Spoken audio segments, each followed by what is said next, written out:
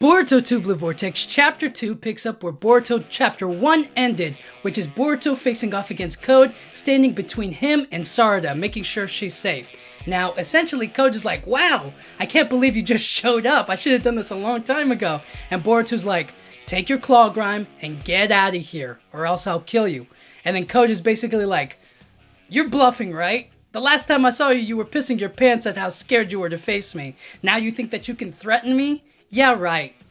I'm going to kill you, and then I'm going to feed you to the Ten Tails, and then I'm going to eat the chakra fruit, and everything's going to be okay. And then Boruto looks to Sarada and is like, Sarada, I need you to go help everybody else that hasn't escaped the claw grimes just yet, okay? I'm going to take on Code alone. And Sarada's just like, okay, I'll go do that. And then Boruto's like, we'll talk later, alright? So she runs off, and now it's Boruto versus Code. But then we cut to Team 10 facing off against the Claw Grimes, and we see a little Ina Shikacho action where Shikadai basically shadow paralysis jutsus all of the Claw Grimes, and then we see Chocho like smack him down with her expansion jutsu, and then when a Claw Grime tries to bite Chocho, Inojin comes in with his Super Beast Scroll, and he grabs it with like a bird, and he flies off away with it, and Himawari is like riding alongside Inojin, and they're up there. And then the Claw Grime destroys the Beast Scroll, the Jutsu, the bird. And then Himawari starts falling. And it's like, oh no, Himawari! And then Inojin's just like also falling at the same time. And then who comes to the rescue? Kawaki. You see him fly in like Superman. He's flying right to them. And he's like right there, you know what I mean? Coming to save the day. Save Himawari from falling on the ground, you know what I mean? Being a real brother to her, you know what I'm saying? Except he doesn't do that. He goes straight for the Claw Grime and beats it up, destroys it, punches it, whatever he has to do. And Inojin is the one that saves Himawari. Goes out of his way to like grab her and make sure that she's safe. And Kawaki goes after the Claw Grime. So not as heroic. And then after he destroys it, defeats it, Himawari is like, phew, thanks big bro. And he's like, how many times do I have to tell you not to call me that, Himawari? How many times do I have to tell you not to call me that? And Himawari is like, sorry, it's just that, you know, but you're my... He's like, all right, shut up. We're going to keep on going. And so then they acknowledge that the Claw Grime that they've been fighting, the one that destroyed Inojin's Beast Scroll, the bird, Shikadai makes a note that like, whoa, this one's leveled up. And we see that it awakens a Renegon, which makes so much sense because the Ten Tails has the Rene Sharingan, like that huge one, and this one awakens one, but it's few and far between. It's not like every Claw Grime gets one, but this one has leveled up. It's significantly stronger, and so this one's a threat. This one pops out of another Claw Grime and goes directly for Kawaki, grabs him by the face and slams him on the ground, and he looks at him. He's like choking Kawaki. He's like strangling him, and he's like, Otsutsuki. So they're capable of talking now, and Kawaki's like, he can't like fight it off or whatever. It's that strong. And then Shikadai wraps it with his Shadow Strangle Jutsu, like wraps around him. And then he's like, come on, you gotta get out of there. I can't hold it for long. And then Kawaki activates his karma. He's like, I hate being called Otsutsuki. I will kill you. And then he blasts the Claw Grime away. And then that's kind of it for that one. And then more start to appear. And Kawaki's basically like, we're going to kill every last one of these Claw Grimes. Then we get to Boruto versus the Claw Grimes himself. And we get to see a little Kenjutsu, a little swordsmanship going on. He slices through them and he's like cutting them down one by one, like really quickly. And it's pretty cool. I think that's a really cool moment. And then Code's looking at this is like, okay, maybe it's not a bluff, but you know, who cares, right? They're just the Claw Grimes. Like, it's nothing too crazy. You know what I mean? And Boruto's like, you have no idea the horror of the Ten Tails. And Code is like, what? So then we cut to Sarada facing off against the Claw Grimes. We get to see her use her Fire Style Fireball Jutsu. We get to see her use the Chidori.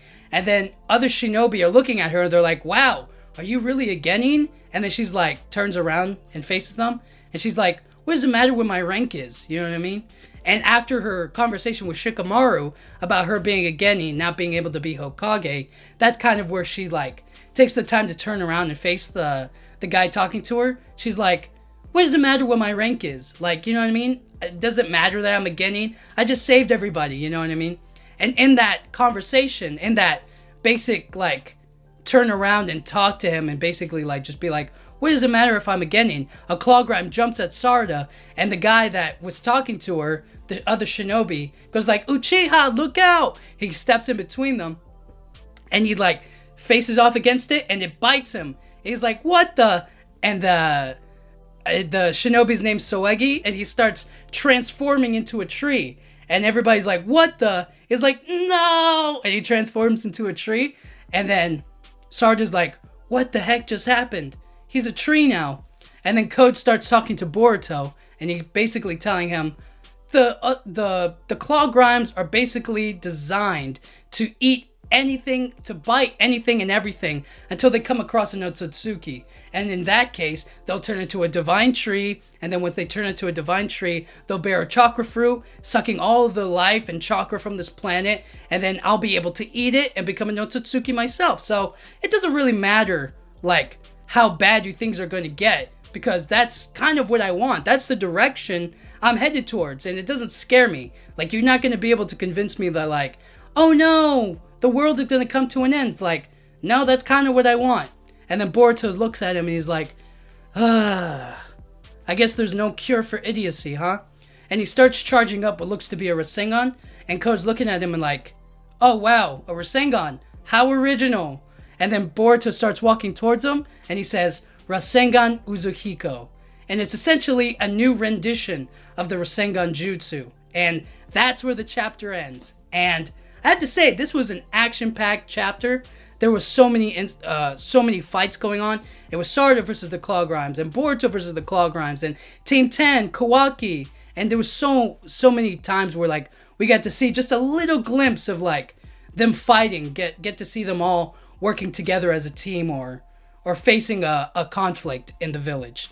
And so I feel like the main story progression moments were, obviously, we saw Soegi turn into a tree, we saw the evolution of the Clawgrimes, and we kind of got to see what the other characters have been, like, training, especially Boruto. We get to see him slice through them like they're nothing. Like, we kind of got to see some of that. Great action all across it. I feel like everybody got a pretty good highlight, minus Himawari, I guess. Sarda got to fight. We got to see Kawaki fight, Team 10 fight. Boruto obviously got some action, so it's kind of really cool to see everybody go towards a common enemy or a goal, you know, have that kind of reaction. As for character building, I think we also learned more about Kawaki this chapter, especially how he treats Himawari and, like, his friends. You know what I mean? He's supposed to be Boruto. He's supposed to be this loving big brother to Himawari, and he's just not. Over these 3 years, you think he would have, like, some sort of friendship or camaraderie or something, but instead he's just, like, giving orders and is, like, he doesn't even go to save Himawari. He goes after the Clawgrime. So it's more so, like, his obsession with defeating Code and taking down the Otsutsuki and the people that, like, want to hurt Naruto and anybody else. It's just, like, that's what we kind of learn, you know, about his character in this chapter. We also learn about, we're basically being insinuated or giving clues that these trees are going to be important, that the Clawgrimes are transforming, that's going to be important. So it's like little sprinkles of, like, things are going to change, you know, in a big way, and we need to deal with this now, is essentially what Boruto's trying to communicate to Code. And Code is like, I don't really care. I kind of want the world to end because I want that chakra fruit, you know what I mean? And then the end of the chapter ends in pretty hype with a new jutsu, Rasengan Uzuhiko, which is, like, filled with all kinds of speculation, like, what's it going to be? What's it going to be able to do? How is it going to be able to fight with Code? And is it going to be like a new kind of thing, you know? Everybody's kind of like, wow, this is going to be really exciting. You know, next chapter, just see what it is and what it can do. And, yeah, I think that's a really hype ending. I think they did a great job making it something to look forward to. Is like, oh my gosh, you know, what's it going to be? What's it going to do? And all kinds of speculation around it. So, anyways, overall, I give the chapter a 7.8. I feel like it builds off of the first one the first chapter really well. It kind of gives us little context, like little sprinkles about like what's to come. I think that the action was really good. I think learning about like how Kawaki has spent his time in the Hidden Leaf Village, even as Himawari's older brother is like hasn't really changed all that much, and seeing Soegi turn into a tree, and the Claw Grimes evolution and awaken a Rinnegan and speaking, you know, going directly after Kawaki. I feel like that's a really big moment, and is going to be continue to like have a big moments throughout the story like that, where it's like that direct moment is going to set up what's to come. So it's really cool. And then obviously the ending of Rasengan no Zuhiko. But anyways, guys, thank you so much for watching. Yeah,